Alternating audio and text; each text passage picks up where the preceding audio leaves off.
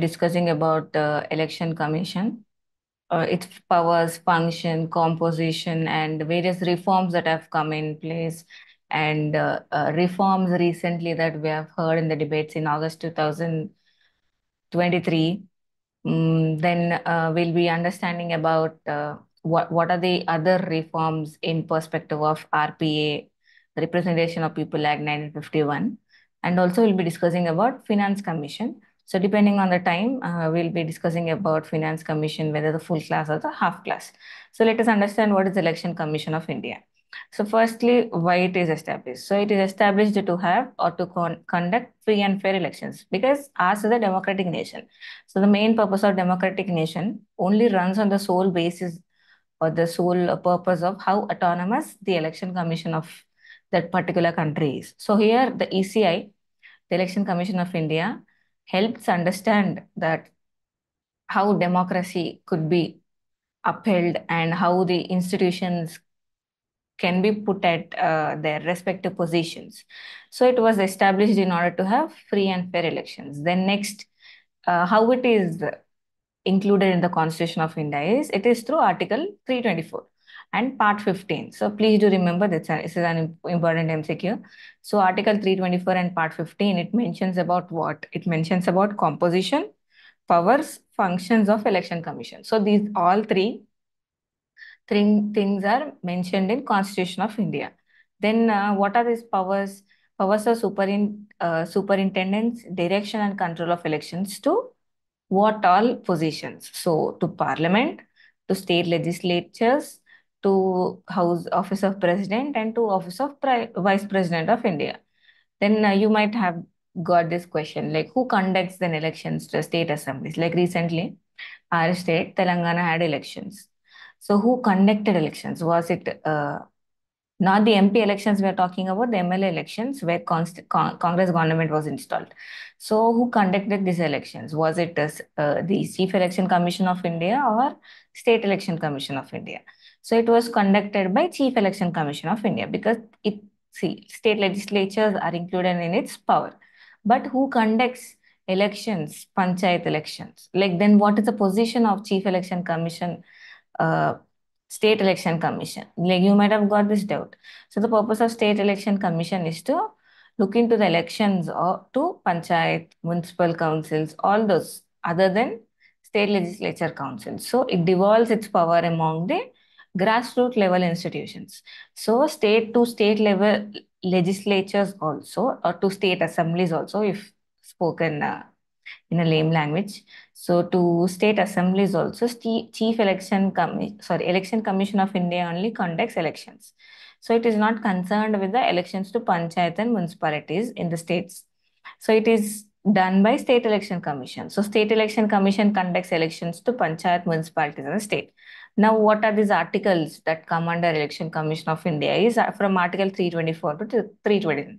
This is also very important. And another important question is who is current Chief Election Commissioner of India? So this has to be ECI. It's a typo mistake.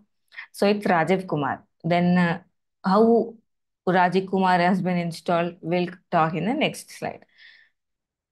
And now let us understand the principles of Election Commission of India. Like what are its purpose to be existing in a nation like India?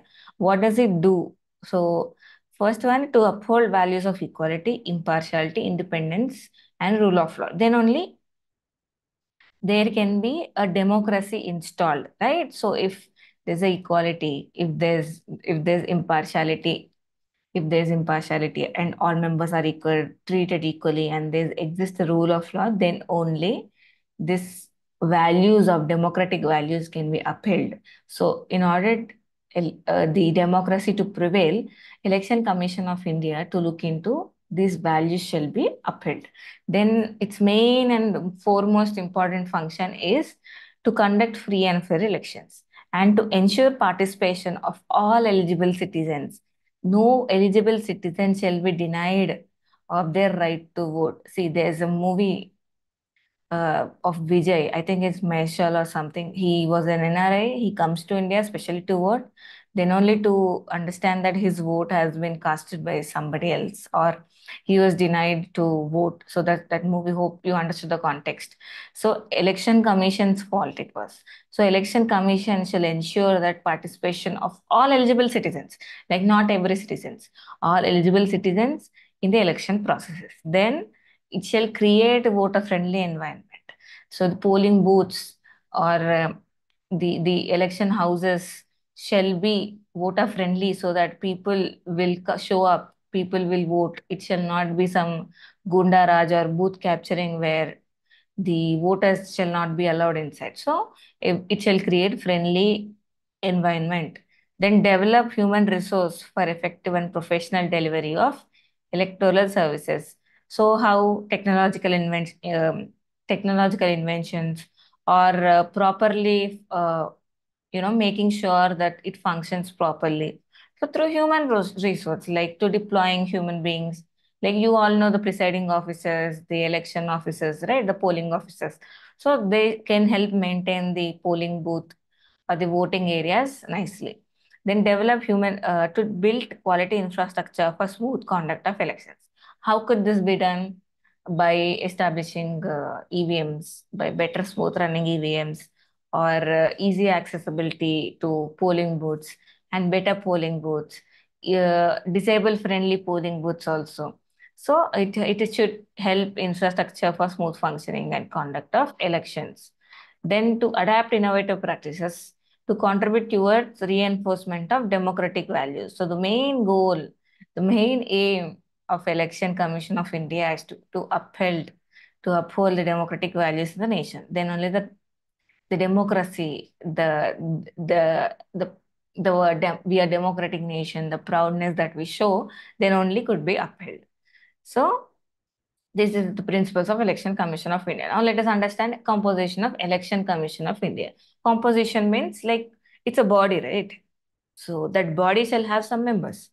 So how are these members elected? How many members are elected? Like who installs chief election commissioner? How do they come up with an idea that this person shall be eligible to be a best election commissioner? Like they could be uh, responsible for upholding the democracy of India. So the composition is also mentioned in Article 324. Then what does it say? It says it shall consist of chief election commissioner and other election commissioners. So as president may fix from time to time. This is not fixed. For now, we are following three-member body. If president seems that this three-member body is not, what do we say, is not sufficient or is not enough, then president can come up with more number. So this is fixed if by president. This is also important MCQ question. This could be twisted and asked. So currently it's a three-member body. So three-member body means one chief election commissioner and other two election commissioners. So this chief election commissioner is and other members are appointed by the president. Remember this also. Then these conditions of service and tenure of office of election commissioners, including chief election commissioners and regional commissioners, also determined by the president. The president holds the crucial position in composition of election commissioner of India. Then we did not end up having this three-member body all of a sudden. So initially, till 1989, it was only a single-member body. In 1989 only, this three-member body was put up. This three-member body was advised. And also the voting age was decreased. Earlier, it was 21 years old. Now it's 18 years old. So if you are 18 and major, you have this right to cast your vote in the elections. Then exceptional times. So after 89 till 2024, there has been little changes in between also. So what happened in 1990, after 89 that it was instituted as a three-member body. In 1990, again it was made as a single-member body. But in 1993, again it was revived to three-member body. Then what happens here? Chief election commissioner and other election commissioners, they all enjoy equal powers. But in case of differences, this viewpoint of chief election commissioners only prevail. Then tenure. So what is the tenure? This is also an interesting one. Tenure is 6 years or until he attains 65 years of age. So whichever is earlier, then that is considered. Then salary, same as judge of Supreme Court. So then removal, same as judge of Supreme Court. Now let us understand what is remove how, on what grounds this judge of Supreme Court, or how are they removed. So first of all, in order to remove this judge of Supreme Court, there has to be a proposal or the motion to be signed by 100 members belonging to Lok Sabha, 50 members belonging to Rajya Sabha, shall be write written note and give to the leader of, sorry, uh, head of the house. So Lok Sabha speaker is given this letter, and Rajya Sabha chairman of the house is given that letter. Then, if president, sorry, then if speaker deems to be that this is urgent, uh, I mean it follows the criteria, then he put up, or constitutes this three-member committee. So the three-member committee does what? It investigates on what charges that we shall remove this election commissioner, sorry, or we shall remove this judge of Supreme Court judge. So they will find out a reason. So if found guilty, then they pass a bill through majority of totalship of the house, and majority, not, it is not simple majority, it's absolute majority has to be maintained. So at every stage they have been put restrictions, like there are blockages at every stage. You cannot simply sit down to remove judge of the Supreme Court or chief election commissioner of India, because who uphold the democratic values, who in a way looks into the Constitution of India. So if only this has been passed by 100 member, then uh, found guilty by the, what do we call, three-member committee, then this shall be passed by not simple majority, that absolute majority has to be there, like two-third members present and voting. So two-third total member of the member majority of total membership of the house, and majority of not less than two-thirds member present and voting. Then if passed in both the houses, then president can pass an order removing the judge. So this judge, if you remove this judge word, then put election commissioner, chief election commissioner, then it makes sense that this removal procedure is same for election commissioner, commission of India also. Then powers and functions. So what are its powers? It's powerful because it's an independent body. It's outside of the government. If government falls, election commission of India does not fall. So it is outside of the government, and it is also permanent body. You cannot dissolve it. Only the chief election commissioner or the other election commissioners, one their tenure is expired, they keep shifting, but it does not fall like a sovereign. Like a sovereign is passed from the ruler to other descendant. The Chief Election Commission of India is a body which shall be passed from Chief Election Commissioner to the other election commissioner. Then it determines territories of constituencies. So this delimitation, it tells the president to sign it, and it determines what shall be the territory of the particular constituency. Then it prepares, publish, and revise electoral rules for every 5 years. So even if these electoral rules are found to be foul, they can call for debate. Okay, they can just not simply publish it and say this is the final, but it is open for debate. Then decides election schedule and nomination papers. So if you understand, you should have already known these things, because recently we've seen two election cycles. So now what does election commission do? It's not prime minister or it's not president that who declares the dates and the schedules or takes the nomination affidavits of the candidates, but it's the sole election commission of India that decides the election schedule, that decides the dates, and that shall consider the nomination papers of uh, the members that are participating in the elections. Then it also recognizes party symbols and political parties and allowed symbols. So recently, current affairs is they can also de-recognize the political parties. So Election Commission of India now upgraded its power, which has already been existing, but now if we consider it, it can recognize political party, it can de-recognize political party, it can allot symbols to the parties. So how do you think that this party symbol, like BJP lotus, Congress hand, BRS car, like or TDP cycle. How do you think that these are symbols? They have come up with these symbols. So the party, they go to Election Commission of India, then they file a paper saying that we wanted to put this as an our party symbol. So if Election Commission of India seems that this has not been taken, so they allot this symbol to that party. Then conducts elections to president, vice president, parliament, and state legislatures. Then it recognizes the status of national party or the state party. Then appoints election observers and it looks into the expenditure observers also. So why? Because it has to consider the election expenditure done by the candidates. Otherwise, it goes against the rules of model code of conduct.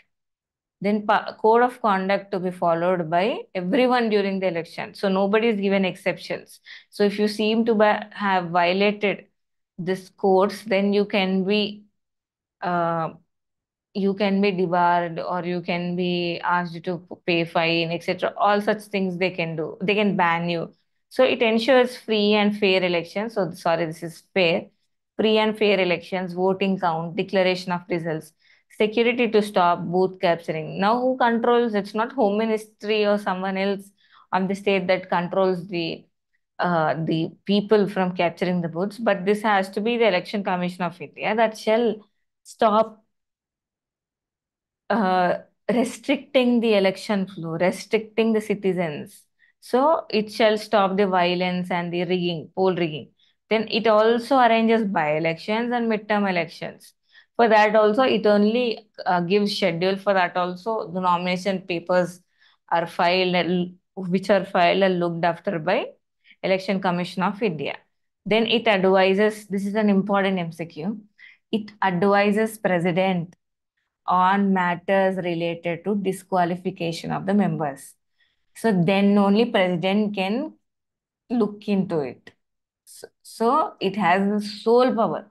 Only Election Commission of India can disqualify or can say that the matters related to the disqualification of the member. So the next important powers of collector or district magistrate. So what does they do is they appoint returning officers and presiding officers to look into the elections at the district level.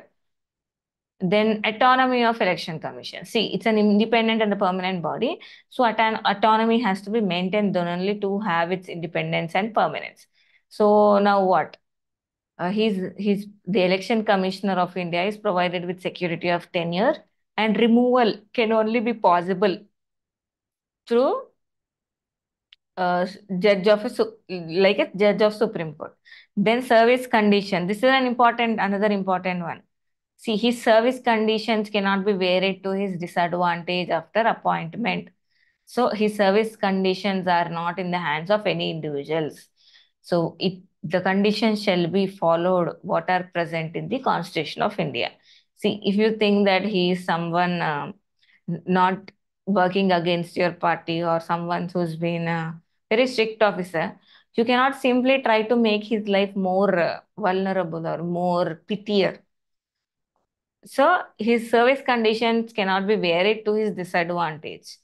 Then Chief Election Commissioner of India can only suggest on the removal of other election commissioners or the other regional commissioners. Then budget. Its budget is not included in the national budget. It has a separate budget because then only it can maintain its independence, right? If it's included in the normal budget, then it comes under the current government only, then raise the independence. So that is why separate budget has been maintained. Then if the parliament, now who looks into the expenditure? Election Commission of India also spends money, right, through elections. So if there are elections happening to the parliament, then union state assemblies means by state, then simultaneous election means, sorry, this is a typo. If there's elections happening to the parliament, then union and state assemblies will look into the budget equally. Uh, if there's a parliament, then union looks into the budget. If it's a state government, then state election commission look into the budget. If there is simultaneous elections, We didn't have simultaneous elections. I think in 2014 we had simultaneous elections. So in point, like simultaneous elections means elections happening at the same time to both MLAs and the MPs, okay, at the state level and central level. So in terms of simultaneous elections only, the expenditure is shared equally by both union and the state. So this is a very important one. I'm expecting an MCQ on this in any of the competitive question. Then MCC, Model Code of Conduct. It is what political elite embraced voluntarily to accept free and fair elections. So this is something that's been done by the political parties or the elites that voluntarily they have come up and said that we will follow this MCC, Model Code of Conduct, so that the free flow of elections will not be stopped. Then EVMs. So you all know when EVMs were introduced in which elections. So in 1989, all the provisions were made. Before until then, we had this ballot box. Then first time in 1999 elections to the assemblies of Rajya Sabha, Madhya Pradesh and Delhi, EVMs were used, electronic EVMs, electronic voting machines. Then EVMs were used for the first time in general elections in an entire state, not just one constituency like here, Rajasthan, Madhya Pradesh, or Delhi, but an entire state assembly to an entire state of Goa witnessed the use of EVMs in 1999. Then EPIC, you all might have heard about EPIC card, right? The digital card, digital voter ID. This is called electors photo identity card. So these are photo identity cards has been introduced as in general. Photo identity cards has been introduced in 1993, which recognizes that this citizen of India is eligible to vote in these elections. Then the elector vote is based on the issue of epics to the registered elector voters. So we all have read in the previous slides that it looks into the electoral vote for electoral rolls. So this electoral roll shall be issued by the EPIC, Election Commission of India. Then declaration of criminal antecedents, assets by the candidates. So now what happens? You all might have heard about this nomination paper affidavits.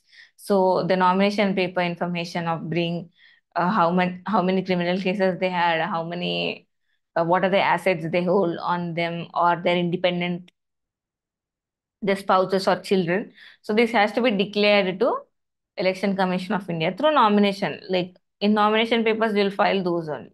Then legally obliged to declare his or her wealth and education qualifications are also must. Then punishable with imprisonment up to 6 months or five or both. If this nomination affidavit which has been filed by the members is deemed to be, what do we say, fraud, then they can be punished either 6 months or fine or both. So introduction of nota.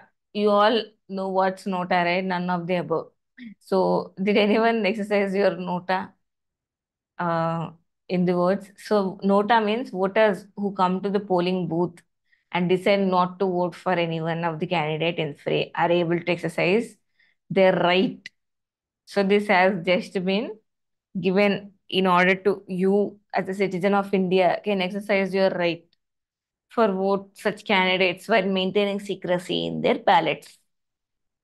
But the negative of this vote, if we see from the political perspective, even if the person or the nomination filed by the person, even if they get one vote and the rest of the all votes are in nota also, then they could be called for winning an election. So this is just introduced to make sure that you are not being denied of your fundamental rights.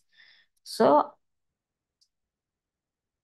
so they vote for none of the above. Like no candidate they vote for. They just put this none of the above option because they say that we do not like any of the manifestos, or we do not oblige by the candidates that have been running for um, state assemblies in my constituency. So then provision for nota has been made since general elections to Chhattisgarh, Madhya Pradesh, Mizoram, Delhi, and Rajasthan in 2013. So 2014 elections, it was used by us. Then general elections to state legislative assemblies of Andhra Pradesh, Arunachal Pradesh, Odisha, and Sikkim in 2014 has used this. So what is 24th in Lok Sabha? Number 16 to Lok Sabha. Then this is also an interesting one. VVPAT. You all know VVPAT. This is very relatable because you just had participated in the vote recently. So voter verifiable paper audit. So what it is? It's a machine beside EVM. It's not connected to EVM. So which can show whether the person you voted for is truly taken by the EVM or not. So the symbol shows up on a paper for 7 seconds. So then you can understand that, okay, my vote has been casted to the person who I wanted to vote. Then VVPATs were first used in by-elections of Nosen Assembly in Nagaland in 2013. Then VVPATs were used in 8 selected parliamentaries in Lok Sabha 2014. So what does this do, VVPATs, to ensure the accuracy and the transparency of the voting system? Then they can also recognize political parties. Then RPS. So what RPM means Representation of People's Act. So Representation of People's Act means it's made on the lines of Article 327, and it provides provisions for the members, people, election commission to do what? Then RPA 2002, it's an amendment to the Act. So it brought what? It brought Section 33, which is Right to Information Act for people. So they can ask or validate looking into the nomination papers filed by the people. Then Article 329 of the Constitution has banned courts from interfering in election matters after election process has been set in motion.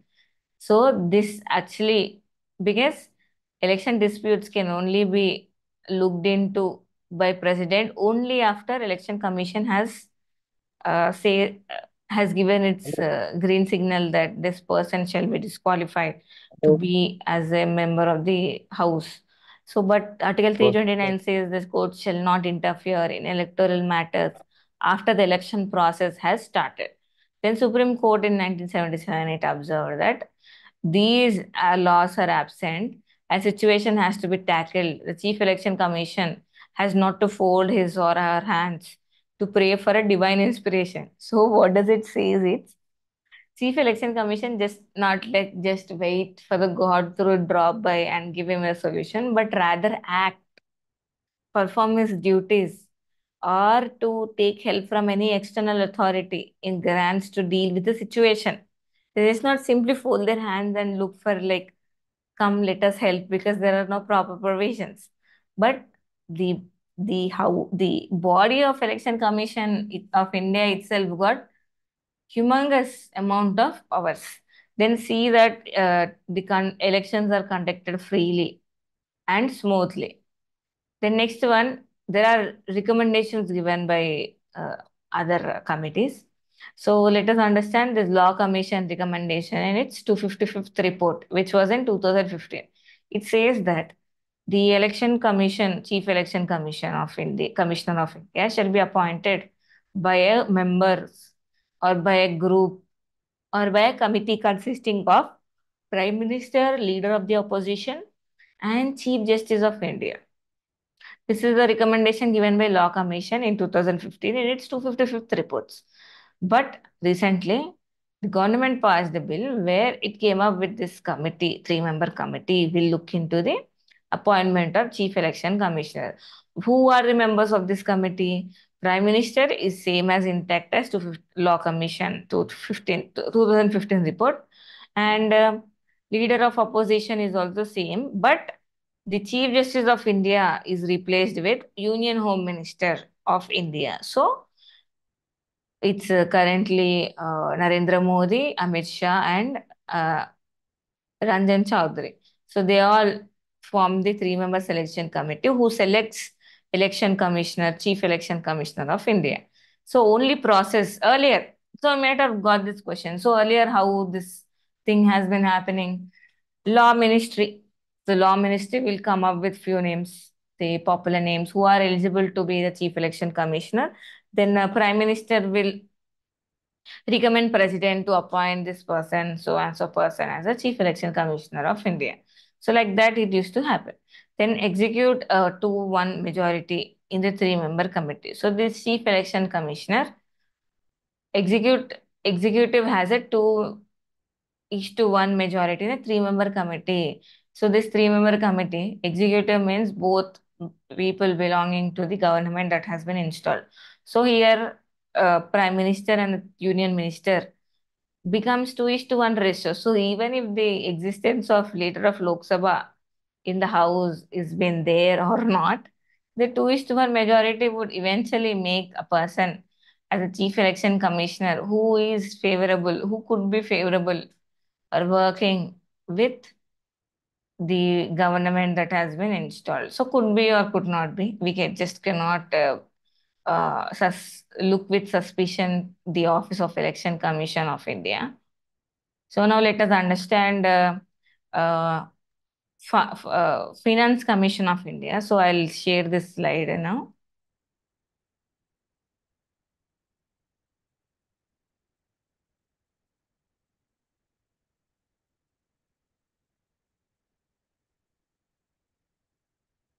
Yeah, someone raised hand. So what is it? Type. You can type it in. So I'll address it. So now let us understand what is Finance Commission of India. Questions, if there are any, I'll take at the end. So what is Finance Commission is also known as Vitta Ayog, defines financial relationships between center and the state, union and the state executive.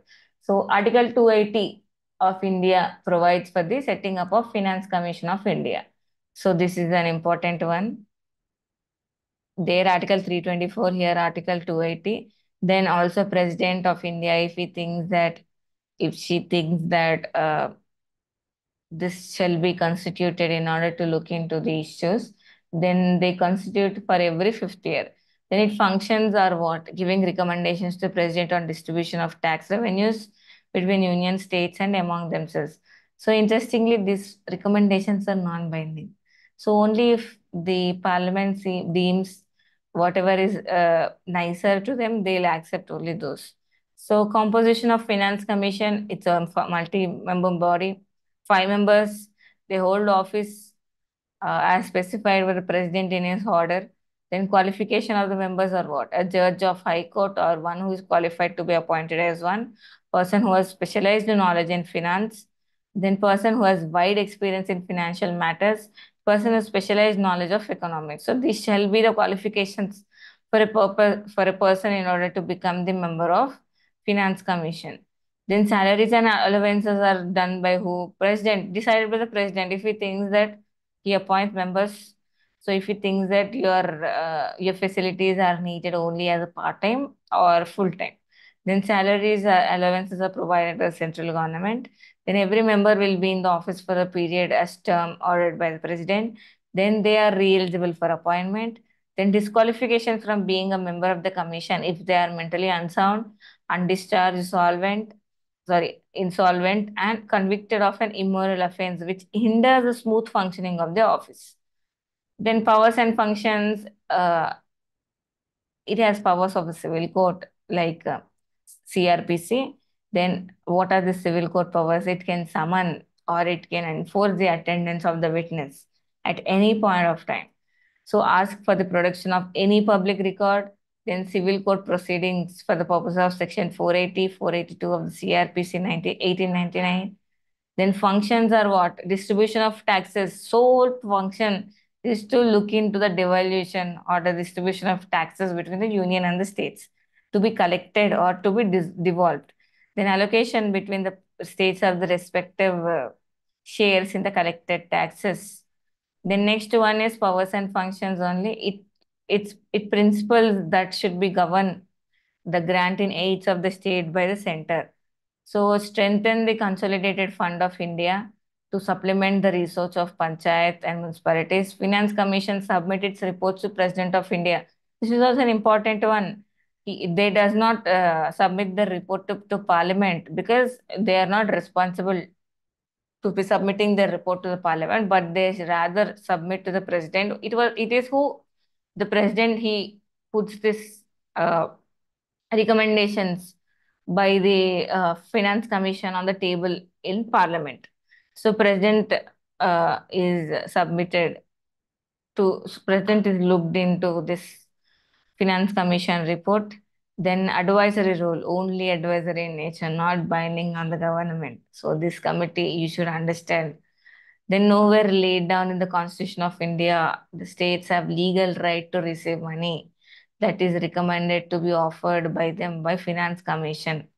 So Finance Commission, if they say that the certain percentage of money shall be devolved to the state government cannot go up to the court saying that we did not get money, because it's not mentioned legal anywhere that whatever the Finance Commission says, that shall be followed by the union. Why? Because uh, its role is advisory in nature, not recommendations are not binding on them. Then a quasi-judicial court, because it can look into a case or form a committee to look into the provisions of the devolution of taxes that has to be paid by the state and the union. Then first Finance Commission is 1951, Nigoy. Then what does it say? 55% of the net proceedings of the income shall be assigned to union of the states. Then commission lays down principles that are to be followed for the government of India. Then it recommended specific money to certain states such as Bengal, Punjab during 5 years. Then second Finance Commission, 1956, Santanam, increase in percentage of excuse me, net proceedings to the states from 55 to 60 and union territory to 1%. Then states should be 10% on the basis of collection and 90% by the union. Then third Finance Commission in 1960 by A.K. Chanda. So independent commission to assess the tax potential. So these are the recommendations given by the 1, 2, 3 finance commissions, 16 finance until 16 finance commissions. Then 80% to be distributed on the basis of population, 20% on the basis of collection. Then fourth Finance Commission, Rajavannar, 1964. Tax sharing and allocation of income, tax Hello. and union excise duties preference should be given to the states. Then allotted grants in aid to the states which are in need of assistance. Then fifth Finance Commission in 1968 by Mahavir Tyagi. States have states share the income, total income should be raised to, sorry, the state share in the total income should be raised to 25 and excise duty should be raised to 20%. Then sixth Finance Commission 1972 Brahmananda Reddy. He says that the state's income should be increased to 80%, which in a way help eliminate the regional imbalances. I also look into the factors that contribute to the regional imbalances. So out of the net proceeds of the income tax, 1.79 should be allocated to the union territories. Earlier, we have read 1%. Now it has come to 1.79%. Then seventh Election Commission, Shilat, they share that share of the states in the net proceedings should be released to 85%, expecting the share of the union territories. The eighth Finance Commission in 1982 by Y.B. Chavan, shares of the state in the proceeds of the income tax should be retained at 85% level. Then increase of excise duties from 40 to 45. So all the election commissions, their main agenda is to increase state share or union excise duties and also their allocation of shares to union territories. This has been the sole agenda.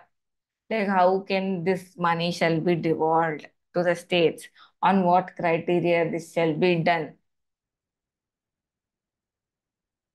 So criteria we know population, then first is population, then based on performance. Then ninth Finance Commission in 1987 by NKP Salve, 85% of the divisive pool of the income should be assigned to the states. So we have come from a mark. So earlier it was 70 to 75, now 75 to directly 85. Then calamity relief fund to be constituted to each state to contribution to be made in the ratio of 75 is to 25. Calamities Relief Fund, Disaster Management Fund shall be maintained for any random calamities that might occur in the state in order to avoid pressure on the state exchequer. So this shall be put, or the contribution shall be made in the ratio of 75 shall be paid by the union and 25 shall be paid by the state. Then loans that are given to the states for drought relief during 1984 and 85, 89. So then 10th Finance Commission in 1992 by K.C. Pant. So here the commission dropped the collection factors as a criteria for distribution. So it only purposefully focuses the population as a main criteria. Then 11th Finance Commission 1990, A.M. Khusro, he says the tax devolution from the center to the state should not exceed 37.5% of total center's revenue, and this should be inclusive of the external taxes or duties. Then Yeah, 12th Finance Commission 2002 by Dr. C. Rangarajan, he says that fiscal deficit for the centers and the state should be reduced to 3% of their GDP. Then total tax GDP means ratio of both center and states to be increased to 17.6% GDP in 2009 and 2010. Then 13th Finance Commission 2007 Vijay Kelkar, center and states should implement the model goods. So the next one, recommendations of finance commissions. 14th Finance Commission, 2013, Y.V. Reddy, he supported schemes tax devolution to the state to be increased to 42% for the years 2015 to 2020 and 7.5% of the area of the country to forest cover. Then 15th Financial Commission of India by N.K. Singh formed in 2017. So main focus here shifted from tax to two. We have already suddenly shifted from tax to strengthening cooperative federalism, improve quality of public spending, and protect fiscal stability. Then 16th Finance Commission has been constituted and it's yet to submit its report in 2024 or 25. So the chairman of this Finance Commission is Arvind Panagaria. Then State Finance Commission. So, same like State Election Commission, there is a State Finance Commission also. So, what happens here is Article 243 deals with State Finance Commission, where functions of the State Finance Commission review the economic conditions of the various Panchayat Raj institutions. It allots funds to various Panchayat Raj institutions and municipal bodies. It transfer funds that are granted by the central government, and also they determine taxes. This is a very important MCQ. Who determine taxes, tolls, fees, duties which are to be levied at the Panchayat Raj level is by State Finance Commission. So they determine taxes, tolls, duties, and fees that may be levied by various Panchayat Raj institutions and municipal bodies. So these are all 16 finance commissions, and we have read Finance Commission of India, State Finance Commission, and etc. Election Commission of India. So this is for today, and I'll be taking questions first.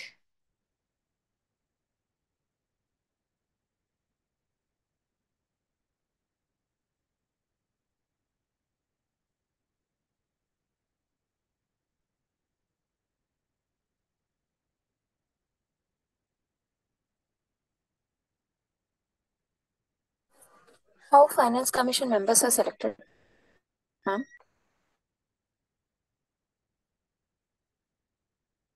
So the important questions that way you should be understanding are not only important questions, but if you are reading or trying to understand the powers, functions, composition of Election Commission of India or Financial Commission of India, you have to be very, very calculative because this you might get confused. Even suppose their age like 65 years or like 5 years, 10 years, whichever is earlier, that you might get confused in the final exam. So you have to be very thorough with it, and you should do it. So you can please ask the questions.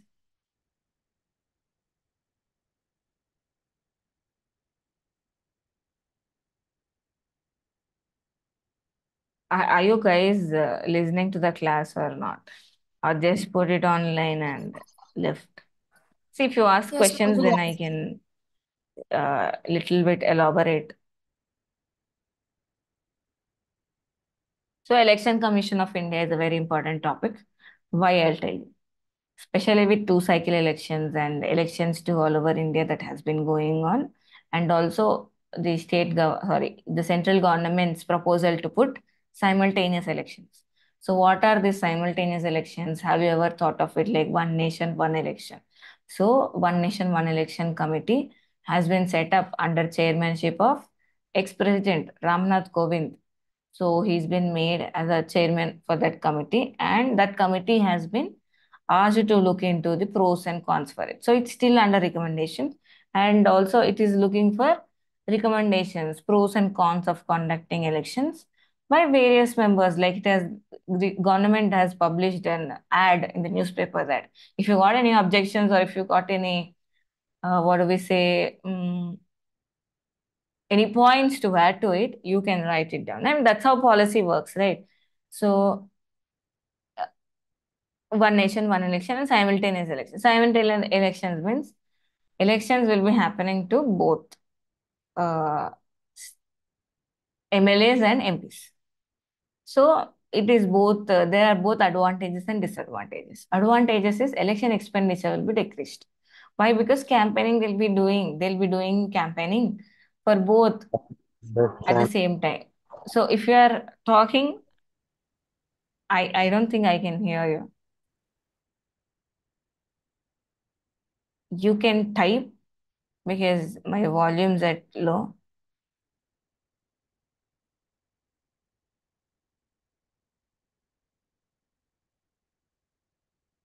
Yes, I'm giving the important questions, both the BA perspective and the competitive exam. I'm telling you why Election Commission of India is very important, especially with the elections. So the main question is they'll ask you to elaborate the powers, functions, and composition of Election Commission of India, or why do you think that what's your pros and cons in explaining simultaneous elections that has to be held to the in the state. So I'm explaining simultaneous elections.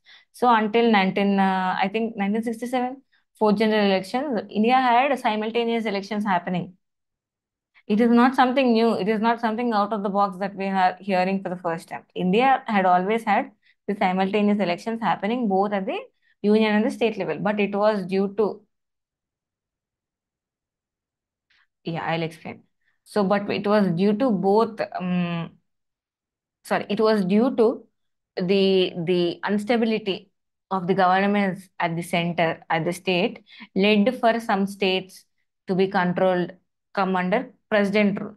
So for there, the constitution has been, the legislator has been, executive has been under the control of president. Like president rule has been going on. So elections could not be conducted to that area. So after that, the simultaneous election slowly got breakdown and it got reversed. So now the state means the state government can has rights. It can dissolve state governments at any point of time and conduct elections. So that if after winning or after establishing a government, that government has to run for 5 years. So that point it need not go coincide with the term of the parliament at the center. That's why this election commissions over a period got flipped, and every state as they have right to dissolve their government at any point of a time. Example, let us take our state only. So what happened in 2000, what was previous 2019? The elections were held to state in December itself, no? So we got elections ahead before, 3 months before the central election. Now was the same.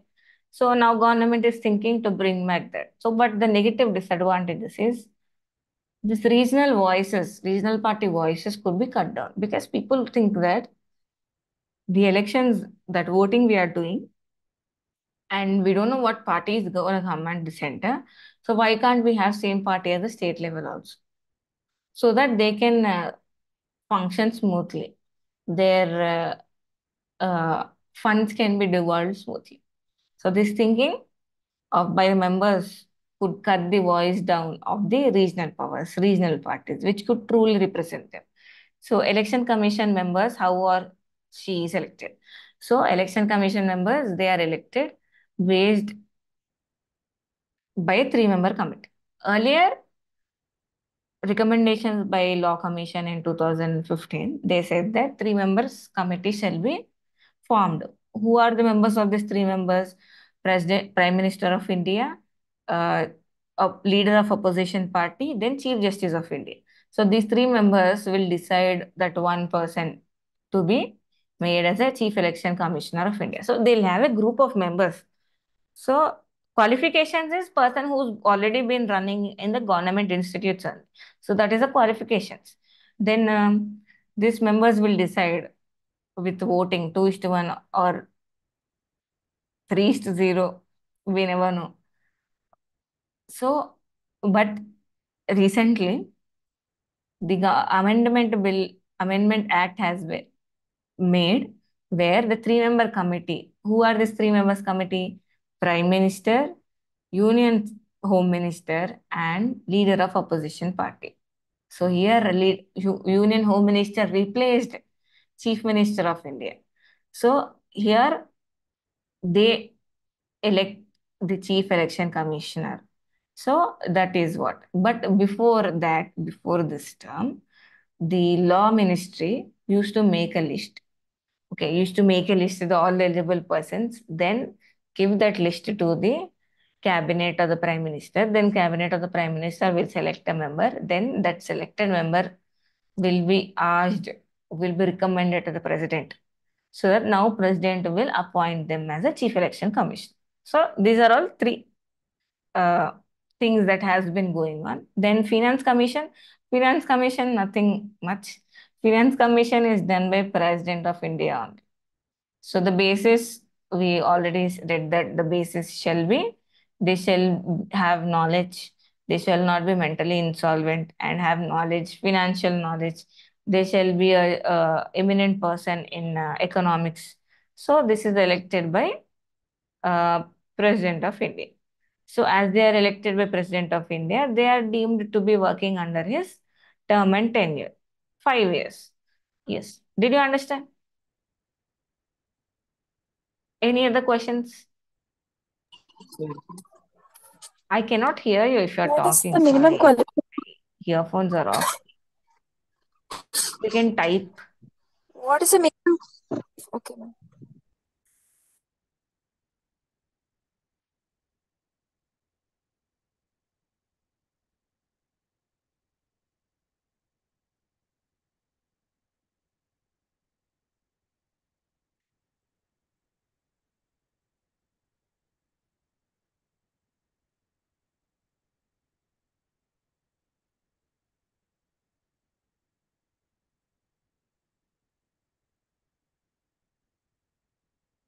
Yes. Removal of election commissioner is same as removal of Supreme Court judge.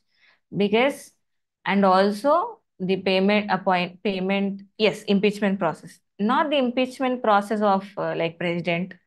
The same impeachment process where uh, a removal motion shall be signed by 100 members belonging to Lok Sabha and 50 members belonging to Rajya Sabha. They'll submit that bill to speaker or the chairman. Then speaker or the chairman will appoint a three-member committee. The three-member committee will look into the, what do we say, like whether uh, the removal motion is true. So if found guilty, then election commissioner is removed by president passing a motion. So that's how they are removed. So what is the minimum qualification to participate in any kind of election? You have to be a citizen of India. So that's for sure. You have to be a registered voter. Then you shall be sound. Then you should be like 25 years of age above and 30 years of age above and 21 years for panchayat. Yeah.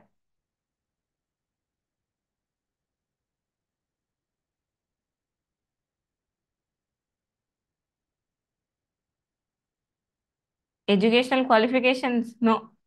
They have to be for who? Education qualifications. There are no education. Hello. There are To no education. participate in any to For part. participate in any kind of elections, what should be the minimum qualification of education, ma'am?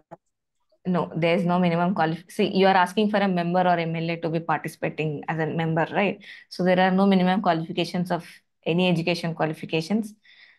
No qualifications, but just that while filing a nomination paper, you should give your education qualifications. You should give your criminal cases. You should give your assets, both yours and the dependents, or you got any uh, your family members. So there's no education qualification for a person to be participating as an MLA. Or if you look at the affidavits, if you look at the election affidavits, you'll understand that most of them are not SSC graduates. Very rarely, people are like PG postgraduates, or at least it was five members in the last house that they are PhDs or something. There's no election qualifications in education. You have to be a member. Sorry, you have to be a citizen of India. That's his first qualification, and also registered voter. That's it. You can file nominations. Anything?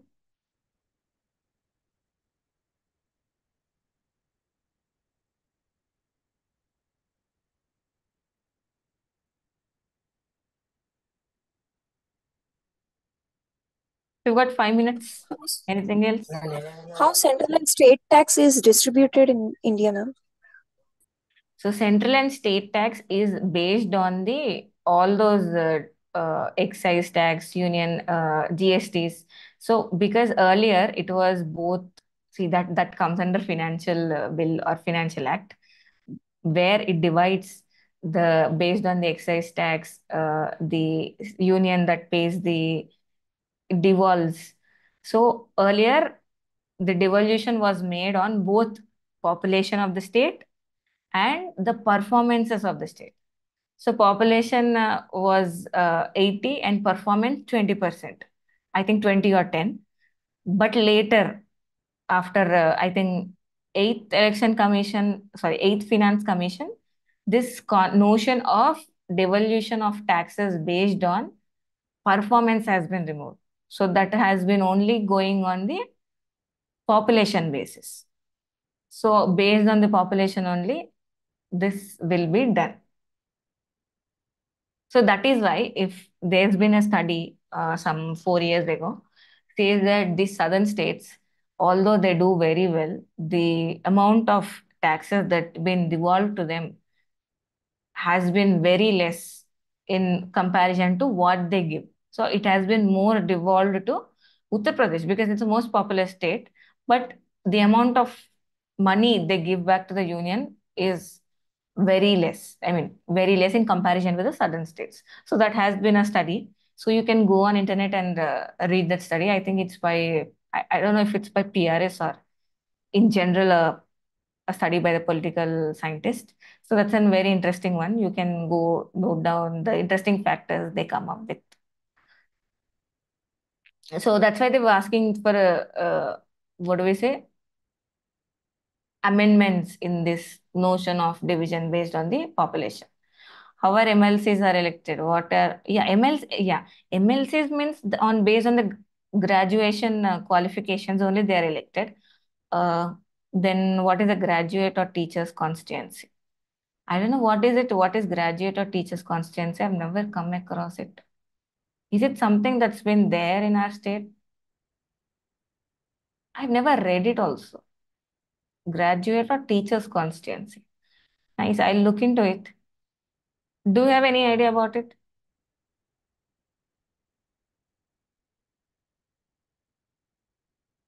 So graduate or teachers, we can have a discussion in the next class. I'm taking a photo.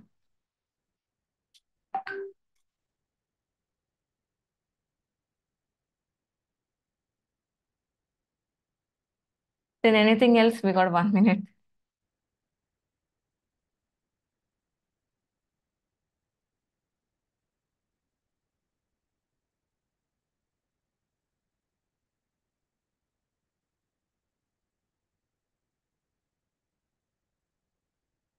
So it's almost done.